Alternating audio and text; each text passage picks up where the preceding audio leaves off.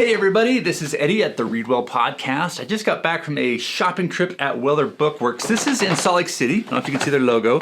If you're ever in Utah, go check out Weller. It's a really cool bookshop in a shopping center called Trolley Square. Trolley Square.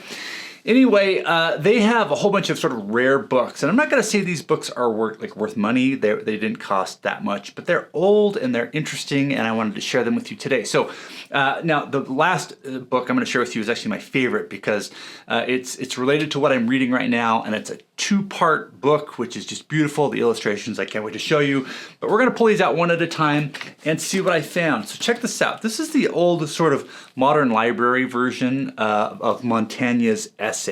So I don't know when this one was published, but I love Montaigne. He was a French essayist in the 1500s who wrote about everything from friendship to how to raise and educate children to his own personal love life and how it was working and how it was not working. Really great essayist. In fact, he's credited with being the guy who invented the essay, or at least made it famous for what it is today. This thing, the publication date on this is 1949. Really great. It's got several essays in here, and I'm just so excited to have that. So I got Montaigne's selected essays, and yeah, very, very cool. I like how the size of it too. I like little hardcover books that sort of fit in a small bag. I love that. I don't like holding really big, heavy books. I love reading large books, but I can't stand reading them. Like, for example, here's Les Mis. Love Les Mis. I don't want to carry that around. It is so big, and I hate holding gigantic books. So thank you, people that make smaller books. Although Les Mis is, of course, great. Then I found The Philosophy of Jean-Paul Sartre. Pretty cool. Look how old this thing is.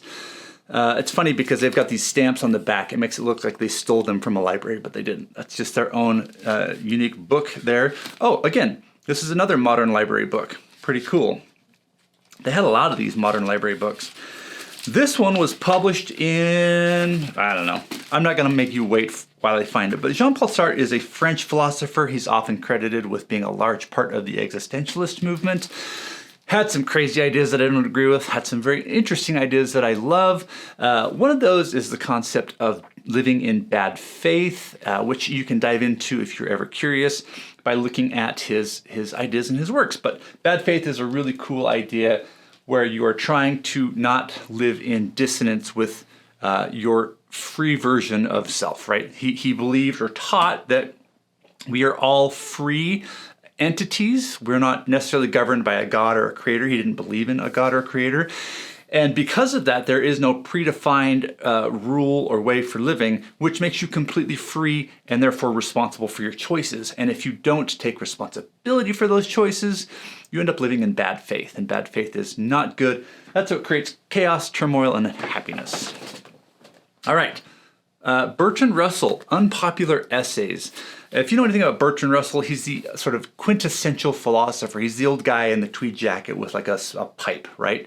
And Bertrand Russell was an analytic philosopher. He was very interested in many things, but he loved writing essays as well. And this is just so cool. The pages, I don't know if you can see them, but they're so old that they're orange. They're turning orange. But Unpopular Essays, 12 Adventures in Argument by the winner of the 1950 Nobel Prize for Literature. There you go. Let's see. Some of the essays in here are titled Philosophy and Politics, Philosophy's Ulterior Motives, and The Function of a Teacher. So I'm excited to check that out. So cool. All right. Many of you have heard of this book, but this is an interesting version of this. It's called How to Read a Book, The Classic Guide to Intelligent Reading by Mortimer Adler and Charles Van Doren. So look how awesome that is. You might have this book on your shelf already. You might have read it. I've read this book twice now. I was so pleased to find this publication in there. Originally published in 1940. This is their 1967 publication, it looks like. Somewhere in there.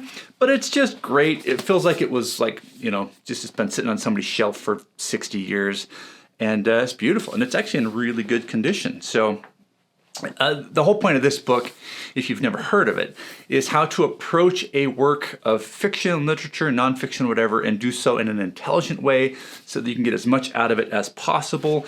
And just to give you a sense of some of the content in this book, part one, the dimensions of reading, they talk about the different levels of reading and how you can approach things at a very surface level, and then you can sort of work into a deeper mode of reading and thinking. They have a section on what it means to read analytically, because sometimes you have to get into really complicated things, and how do you approach analytical works intelligently. And then they've got all sorts of stuff in here. It's a great book if you want to improve as a reader.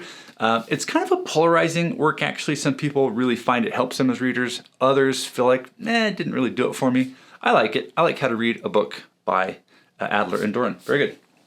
Now, this is my favorite find of the day, and then I'll let you all go. If you like this video, please give it a like and do the whole subscribe thing. I'm trying to grow the channel. And of course, leave me a comment. Let me know which of these books you find the most interesting that I discovered in my treasure hunt today.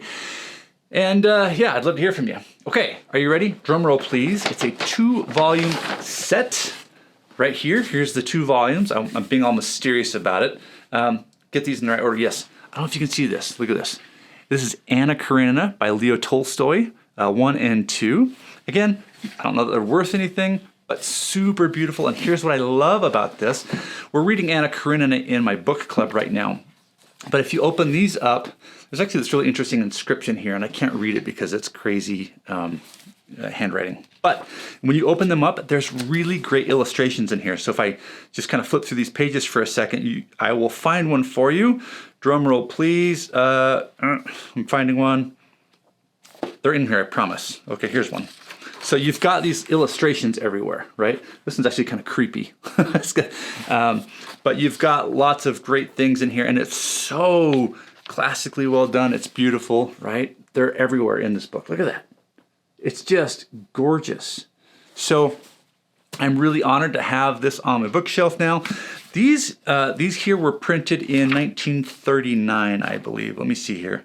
Yep, 1939. This is a Random House edition of Anna Karenina from almost, well, not almost 100 years ago, but a long time ago. Anna Karenina 1 and 2. All right. Do me a favor, let me know what you thought of this little video and if you found this fun and entertaining.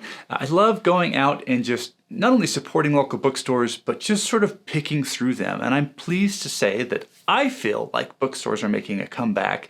I feel like we all have this need in our heart and our soul to get out of the house and to go through the little the emporiums, the gift shops, the curios and everything else, but bookshops in particular are just, they speak to our souls because it's a sort of a place for opportunity. It's a place of escape. It's a place of treasure hunting. And you don't get a lot of that today with living online. So this is a testament to the power of books, the power of bookstores, and what you can find if you get out of your house. Hey, thank you for watching. And as always, remember to read slowly, take notes, and apply the ideas. I'll see you next time.